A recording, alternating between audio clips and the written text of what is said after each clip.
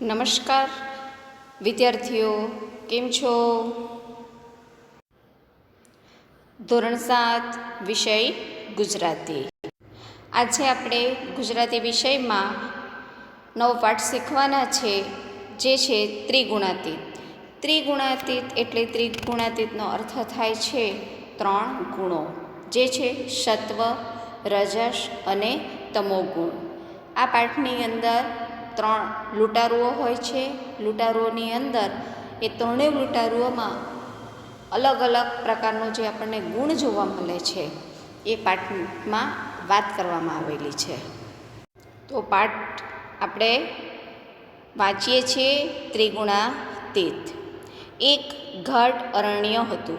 અરણ્ય એટલે કે જંગલ. અહીંયા ગીચ જંગલની વાત કરવામાં આવી છે. ચારે બાજુ વૃક્ષો, પહાડો અને નદીઓ હતી. આ જે ચિત્ર છે એમાં જંગલ દેખાય છે, જેમાં પ્રાણીઓ, પહાડો આવેલા છે. અરણ્યમાં સ્વાભાવિક રીતે જ હિંસક પશુઓ પણ ખૂબ હતા. અરણ્યમાં વચ્ચે વચ્ચે વટેમાર્ગો માટે નાની નાની પગવાટો હતી. પગવાટો એટલે નાનો ચાલીને જવાય એવો રસ્તો. ચારે બાજુ સુમસાન, શાંતિ અને પ્રગાઢ એકાંત હતું. એકવાર એક યાત્રી આ અરણ્યમાંથી પસાર થઈ રહ્યો હતો. ગાઢ અરણ્યમાં યાત્રી એકલો જ ચાલી રહ્યો હતો. આ ગાઢ અરણ્યમાં લૂંટારા વસતા હતા. યાત્રી તો અજાણ હતો. તે પોતાના માર્ગે ચાલ્યો જતો હતો અને અચાનક તેના રસ્તા પર તેની સામે જ 3 લૂંટારુઓ આવીને ઊભા રહ્યા. આ 3 લૂંટારુઓએ યાત્રીને ઘેરી લીધો અને પછી તુરંત પકડી પણ લીધો. યાત્રી પાસે જે કંઈ રોકડ રકમ, મોબાઈલ, ઘડિયાળ, ચેન વગેરે હતું તે સર્વ આ લૂંટારુએ લૂંટી લીધું. એક યાત્રી જતો હતો અને જતાં જતાં એને રસ્તામાં જંગલની અંદર લૂંટારુઓ મળ્યા અને આ લૂંટારુઓ એ યાત્રીને લૂંટી લીધો. ધન તો લૂંટી લીધું, પરંતુ પછી યાત્રીનું શું કરવું તે વિશે 3 લૂંટારુઓ વિચાર કરવા લાગ્યા. એક લૂંટારુએ કહ્યું, આ યાત્રીને જીવતો રાખવાનો શું અર્થ છે? જો જીવતો રાખીશું તો તે બહાર જઈને આપણી વિરુદ્ધ ફરિયાદ કરશે અને આપણા વિશે બાતમી આપી દેશે. તેને જીવતો રાખવામાં આપણે પકડાઈ જઈએ તેવું જોખમ છે. તેથી ઉત્તમ તો તે જ છે કે આપણે તેને મારી જ નાખીએ. ન બાસ રહેગા ઓર ન બંસી બચેગી. આમાં શું વાત કરે છે લૂંટારુઓ? કોઈ કહેશે કે એને જીવતો રાખશો તો આપણે બધા પકડાઈ જશું, એના કરતાં તો એને મારી નાખીએ. જો એને મારી નાખીએ તો આપણને પકડાવાની બી રહેશે જ નહીં. એ બહાર નીકળી નહીં શકશે અને કોઈને આપણા વિશેની બાતમી આપી ન શકશે. આમ કહી તે લૂંટારુઓ યાત્રીને મારવા માટે તૈયાર થઈ ગયો. તેણે પોતાની તલવાર મ્યાનમાંથી બહાર કાઢી. મ્યાન એટલે કે તલવાર જેમાં રાખીએ છીએ એને મ્યાન કહેવામાં આવે છે. પરંતુ બરાબર તે જ વખતે બીજો લૂંટારુ વચ્ચે પડ્યો. તે બોલ્યો, ના ભાઈ, તેને બિચારાને મારવો શા માટે?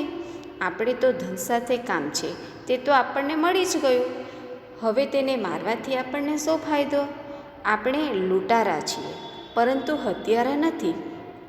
આપણું કાર્ય ધન લૂંટી લેવાનું છે, પરંતુ માણસને મારવાનું નથી.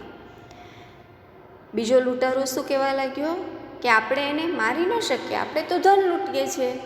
આપણે જે ધન લૂંટવાનું કામ કરીએ છીએ, આપણે ધન તો લૂંટી લીધું, પછી એને મારવાનું શું કામ? આપણે લૂંટારુએ છે, હત્યારા થોડાના છે. બીજા લૂંટારુની આવી સલાહ સાંભળી પ્રથમ લૂંટારુ બોલ્યો, પણ ભાઈ, તેને જીવતો રાખવામાં જોખમ છે. તે જંગલની બહાર નીકળીને તુરંત આપણા વિશે પોલીસને બાતમી પહોંચાડી દેશે. બાતમી એટલે કે સમાચાર.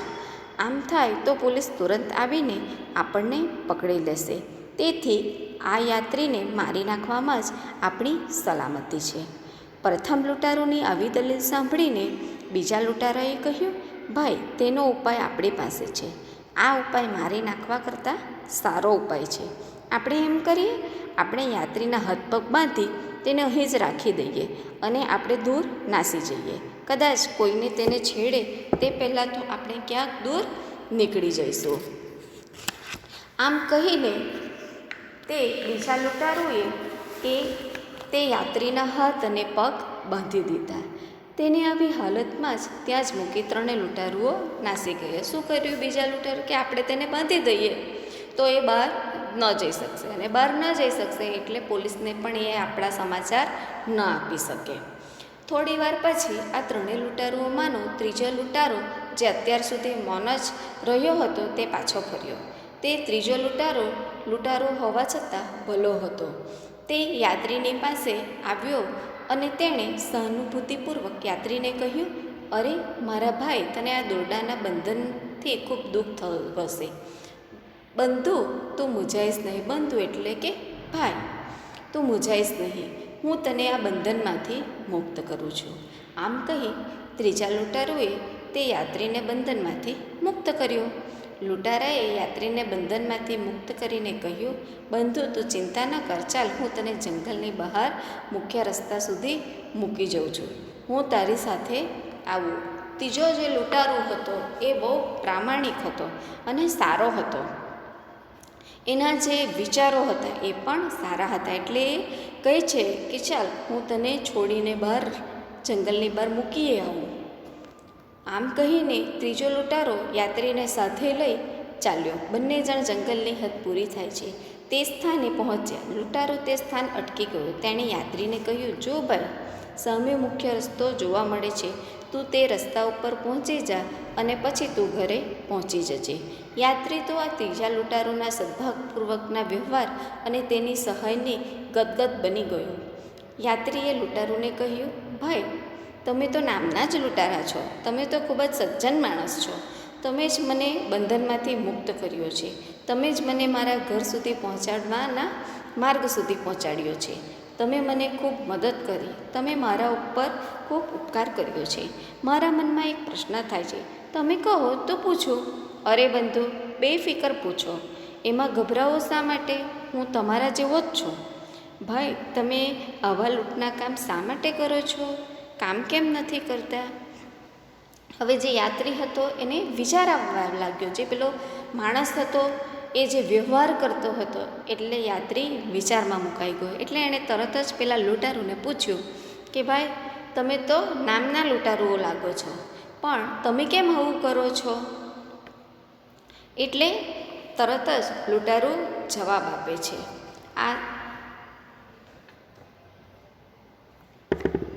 આ સાંભળી લૂંટારુ હસ્યો. પછી બોલ્યો, બંધુ, હું એક ખેડૂત દીકરો છું. અમારી ખેતીની જમીન સરકારે છીનવી લીધી અને કંપનીવાળાએ આપી દીધી. નોકરી આપવાનું વચન આપ્યું હતું તે પાડ્યું નહીં. જમીનના પૈસા ખાધા ખોરાકીમાં વપરાઈ ગયા. હવે નોકરી મળતી નથી. અંતે આ કામ ભગવાન મારી પાસે કરાવે છે. ભાઈ, તમે સારા માણસ છો. હવે આપ મારે ઘેરે જરૂર પધારો. હું તમને મારે ઘેર ભોજન માટે નિમંત્રણ આપું છું. નિમંત્રણ એટલે આમંત્રણ. તમે મારે ઘેર આવશો અને ભોજન કરશો તો મને ખૂબ આનંદ થશે. યાત્રીને આવું ભાવભર્યું નિમંત્રણ છતાં લૂંટારો તેને ઘર જઈ શકે તેમ નહોતો. તેણે યાત્રીને કહ્યું, ભાઈ યાત્રી, તારા સદ્ભાવ અને નિમંત્રણ માટે હું સાચે જ આભારી છું, પરંતુ મારાથી તારે ઘેર આવી શકાય નહીં, કારણ કે હું લૂંટારો છું. જો હું આ જંગલની બહાર નીકળું, હું ઓળખાઈ જઈશ અને પોલીસ મને તુરંત પકડી લેશે. તેને દુઃખી કરવા બદલ ક્ષમા માગું છું. હવે તું તારા રસ્તે ચાલ્યો જા અને હું જંગલમાં મારા સ્થાને પાછો જાઉં છું. મારાથી આ જંગલની બહાર નીકળી શકાય નહીં.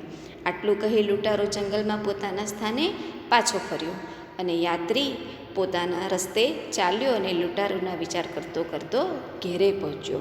આ પાઠની અંદર 3 લૂંટારુઓ હતા, પણ ત્રણેયના વિચારો અલગ અલગ હતા. જે ત્રીજો લૂંટારો હતો એનામાં સત્વગુણ, સારા ગુણો હતા. એ જે સત્વગુણ હતા એના કારણે જ એણે યાત્રી માટે સારું વિચાર્યું અને યાત્રીને પોતાના ઘરે જઈ શકે એ માટે જંગલની બહાર સુધી, રસ્તા સુધી એ મૂકી આવે છે. એટલે કોઈ પણ માણસની અંદર 3 ગુણ સમાયેલા છે.